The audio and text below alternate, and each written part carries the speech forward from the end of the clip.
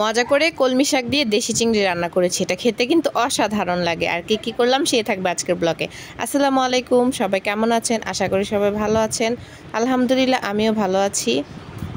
সকালে নাস্তা খেতে ইচ্ছা করতেছিল না, তারপরে একটা রুটি খাওয়া হয়েছিল। এরপরে 11টার দিকে ভাবলাম যে একটু যেহেতু কাঁঠাল আনা হয়েছে ঘরে, তো কাঁঠাল দিয়ে একটু মুড়ি খাই। আমার কাছে কিন্তু কাঁঠাল দিয়ে মুড়ি খেতে খুবই ভালো লাগে।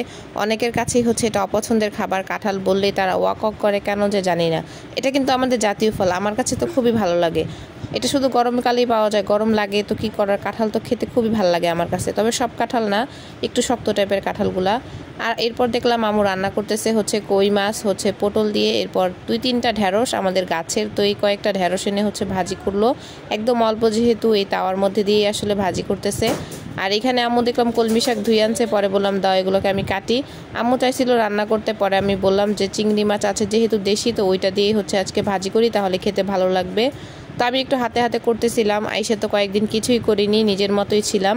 এখন কেন জানি ভালো লাগতেছে না, মন চাচ্ছে যেহেতু বারবার নিজের সংসারে ফিরে যাই। আসলে কেন জানি আসলে সংসার জীবনটাই মনে হয় এইরকম, যে একবার অভ্যস্ত হয়ে গেলে সেখান থেকে অন্য কোথাও গেলে আর ভালো লাগে না। যাই হোক, এখানে একটু ভাপ দিয়ে নিলাম, শাকটা একটু কমাই নিলাম। এরপর পেঁয়াজ কাঁচামরিচ ভেজে একটু হালকা লবণ হলুদ দেইনি আমি, একটু হালকা মরিচের গুঁড়া দিছি, দিয়ে চিংড়ি মাছগুলোকে একটু হালকা করে ভালো করে ভেজে নিব। যেহেতু দেশি চিংড়ি একদম ছোট ছোট, খুব সুন্দর একটা ঘ্রাণ আসতেছিল এই চিংড়ি মাছটা থেকে। আর এরপর এর মধ্যে শাকটা দিয়ে ভালো করে একটু ভাজি করব। এটা খেতে আসলে অনেক মজা লাগছিল। আমি এর আগে কলমি শাকটা আসলে চিংড়ি মাছ দিয়ে আমার খাওয়া হয়নি, কিন্তু রান্না করে খাওয়া হয়েছে, ভাজি খাওয়া হয়েছে।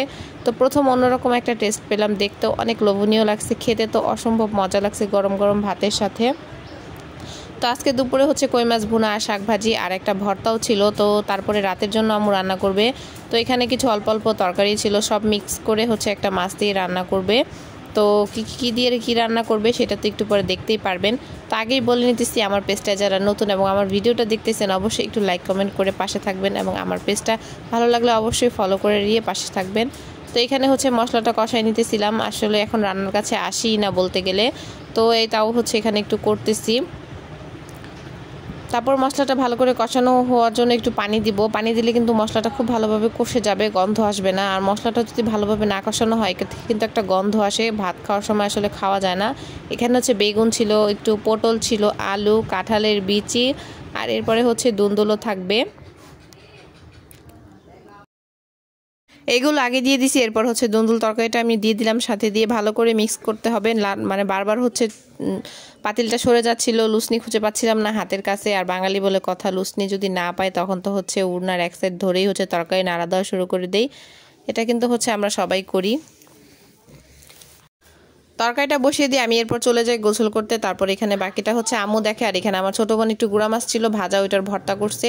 আর এই তো তরকারি। আজকের পর্যন্ত এই পর্যন্তই। সবাই ভালো থাকবেন, সুস্থ